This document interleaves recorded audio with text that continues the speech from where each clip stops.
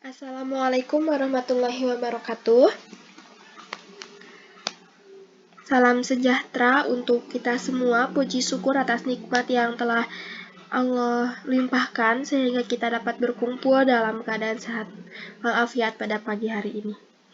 Yang terhormat Bapak Fadil selaku dosen pengampu mata kuliah komputer dasar dan teman-teman yang saya banggakan. Sebelumnya, perkenalkan nama saya Lisna Salmatul Muhaya. Di sini saya akan mempresentasikan mengenai perkembangan hardware dan software di bidang kesehatan. Materi utama yaitu yang pertama, perkembangan hardware di bidang kesehatan, dan kedua, perkembangan software di bidang kesehatan. Perkembangan hardware dan software. Dua perangkat ini sangat erat kaitannya dengan dunia komputer. Adanya perangkat hardware dan software diharapkan bisa memberi fungsi tepat sesuai dengan kegunaannya. Yang pertama, perkembangan hardware di bidang kesehatan. Hardware adalah perangkat keras yang terdapat pada komputer ataupun smartphone dan perangkat elektronik lainnya. Hardware bisa dilihat secara kasat mata ataupun secara langsung. Jadi, hardware itu berupa sebuah benda yang bisa dipegang dan bisa dilihat. Jenis-jenis hardware. Yang pertama, input, kedua, processing, ketiga, output, keempat, storage unit, kelima, peripheral. Input, perangkat input berfungsi untuk menerima input dari user. Contoh dari perangkat ini adalah keyboard, mouse, mic, scan, webcam, dan lain-lain. Masukan dari user ini nantinya akan diproses menjadi informasi lain. Data di sini berupa gambar, video, teks, dan juga audio. Yang kedua adalah processing. Processing berfungsi untuk memproses masukan dari user. Perangkat ini disebut sebagai otak komputer. Lantas kemudian, masukan atau perintah yang telah diproses akan diteruskan ke perangkat output. Contoh perangkat ini antara lain VGA atau VGA, RAM, power supply, dan lain-lain. Yang ketiga, output. Output fungsinya untuk memberikan keluaran sesuai perintah atau masukan yang telah diinput oleh user.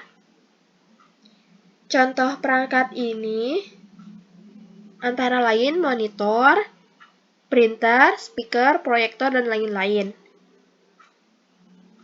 Bentuknya bisa beragam, bisa teks, video, gambar, atau tulisan. Yang keempat adalah storage unit. Fungsinya untuk menyimpan informasi berupa data. Contoh perangkat ini antara lain hard disk, flash disk, dan lain-lain. Dan yang terakhir adalah peripheral. Tugasnya untuk membantu komputer melakukan tugas yang diinput dari pengguna. Contoh perangkat ini yakni modem. Hardware yang berhubungan dengan kesehatan. Alat yang dapat menyimpan semua rekaman riwayat pasien yaitu kartu smart card. Data rekam medis pasien itu sendiri diharapkan dapat dimiliki oleh pasien karena pada prinsipnya data riwayat pasien itu milik pasien itu sendiri. Salah satu teknologi yang sedang berkembang adalah adanya smart card. Kartu tersebut ditanam chip untuk menyimpan data dan menginterpretasikan jika pasien tersebut datang lagi ke rumah sakit. Smart card didefinisikan sebagai sebuah kartu dengan IC atau integrated circuit yang tertanam di dalamnya, di mana IC tersebut digunakan untuk melakukan proses informasi, juga memiliki media penyimpanan dengan kapasitas tertentu. Mungkin sebelumnya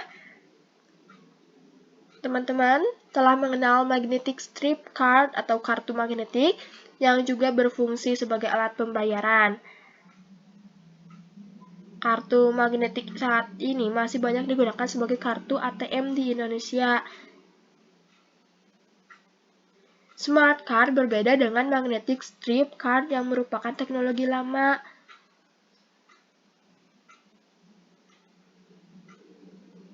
Sementara pada smart card, komponen IC pada umumnya terdapat di dalam kartu atau berupa lempengan chip kecil. Tentu saja dengan menggunakan pita magnetik dan IC atau chip secara bersamaan pada sebuah kartu, maka kartu tersebut dapat berfungsi sebagai smart card sekaligus magnetic strip card. Terus yang kedua adalah scanner. Scanner merupakan sebuah alat elektronik yang memiliki fungsi dasar sebagai pengganda berkas. Penggunaannya untuk kemudian dikonversi dan disimpan dalam bentuk digital.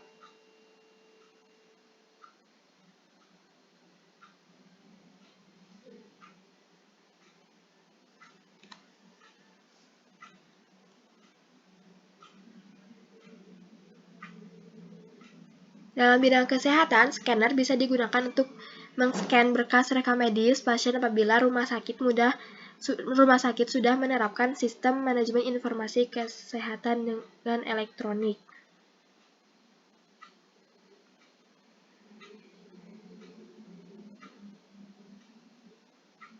Jadi, apabila rumah sakit ingin beralih ke digital, maka berkas-berkas rekam medis di-scan dan disimpan. Apabila dibutuhkan, di-print berkasnya, datanya sudah ada di komputer.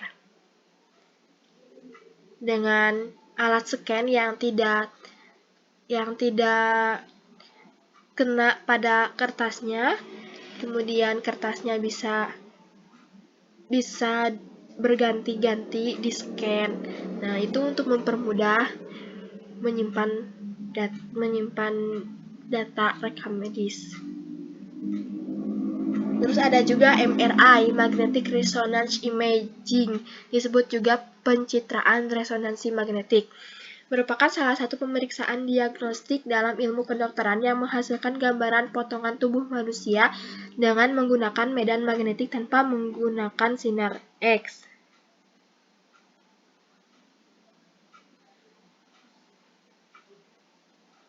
MRI ini tergolong masih mahal penggunaannya di Indonesia, bahkan di beberapa rumah sakit besar dan terkenal mematok harga yang cukup tinggi untuk pemeriksaan MRI hingga puluhan juta rupiah. Keuntungan dari MRI antara lain tidak memakai sinar X, tidak merusak kesehatan pada penggunaan yang tepat. Banyak pemeriksaan yang dapat dikerjakan tanpa memerlukan zat kontras. Di samping gambar informasi yang jelas, MRI juga dapat menunjukkan parameter biologik atau spektroskopi. Nah, ada juga kerugian dari MRI antara lain alat mahal, waktu pemeriksaan cukup lama, pasien yang mengandung metal tidak dapat diperiksa, atau misalnya alat pemicu jantung. Saat ini MRI merupakan alat yang cukup canggih dan sudah cukup tersebar di beberapa rumah sakit, dan MRI ini dapat memeriksa hampir seluruh anggota tubuh. Yang kedua adalah perkembangan software di bidang kesehatan. Software adalah perangkat lunak yang berwujud program ataupun aplikasi yang mampu menjalankan semua perintah sesuai dengan fungsi masing-masing. Jenis klasifikasi software berdasarkan jenisnya. Yang pertama adalah operating system, berfungsi untuk mengkoordinasikan setiap komponen baik itu dalam komputer atau smartphone. Contoh operating system adalah Android, Apple iOS, Symbian, Linux, Windows, DOS, Unix, dan lain-lain. Yang kedua adalah bahasa pemrograman, berfungsi untuk memberikan instruksi guna mendefinisikan suatu program. Contoh perangkat lunak ini adalah Java, PHP, Microsoft Visual Basic, dan lain-lain. Yang ketiga adalah program aplikasi, berfungsi untuk memudahkan dalam melakukan aktivitas sehari-hari. Contoh dari program aplikasi adalah Microsoft Office, Adobe Photoshop, Canva, dan lain-lain. Software di bidang kesehatan aplikasi telemedicine. Software di bidang kesehatan yaitu aplikasi telemedicine. Telemedicine adalah pemakaian telekomunikasi untuk memberikan informasi dan pelayanan medis jarak jauh. Telemedicine merupakan salah satu hasil utama dari perkembangan sektor kesehatan di bidang digital.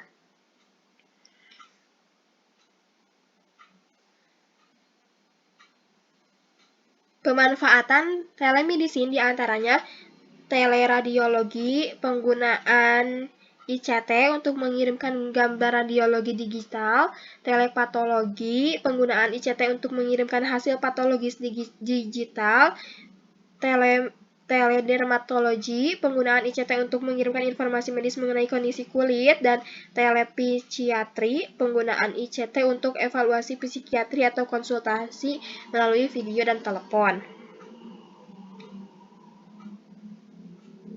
Pengembangan pelayanan kesehatan berbasis telemedicine salah satu solusi pelayanan kesehatan yang merata di Indonesia, baik dalam pemantauan status gizi maupun status kesehatan masyarakat, dan bahkan konsultasi jarak jauh dengan petugas-petugas kesehatan yang memiliki kompeten yang cukup baik tanpa harus memikirkan jarak dan waktu.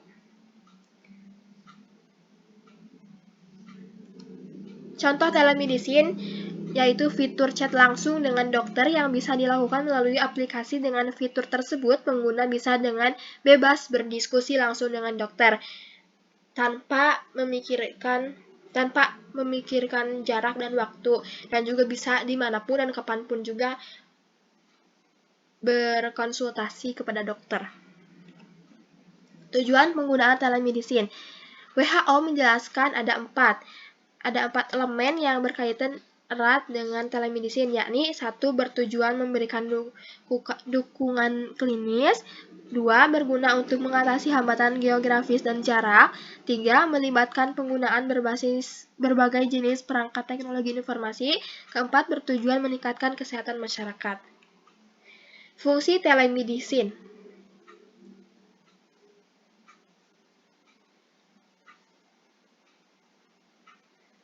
Telemedicine juga berfungsi memudahkan sistem rujukan pasien antar rumah sakit atau dari puskesmas ke rumah sakit. Data cukup dengan teknologi sehingga mengurangi risiko risau akan lupa membawa dokumen ketika datang ke rumah sakit, rusakan atau hilang di tengah jalan. Pasien pun tidak perlu lagi ujukan. Fungsi telemedicine antara lain: 1. Mempercepat dan memudahkan sistem rujukan. 2. Membantu pertolongan pertama pada pasien sebelum dirujuk ke rumah sakit. 3. Membantu akses kesehatan bagi masyarakat yang jauh dari fasilitas kesehatan. 4. Membantu mengurangi kepadatan rumah sakit sehingga layanan di rumah sakit bisa lebih maksimal bagi pasien yang membutuhkan.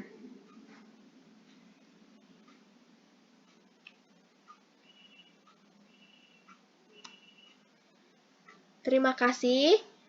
Sekian dari pemaparan saya. Mohon maaf bila ada kata yang tidak berkenan dan kemudian ada kesalahan-kesalahan. Mohon maaf. Wabillahi taufiq wal hidayah. Wassalamualaikum warahmatullahi wabarakatuh.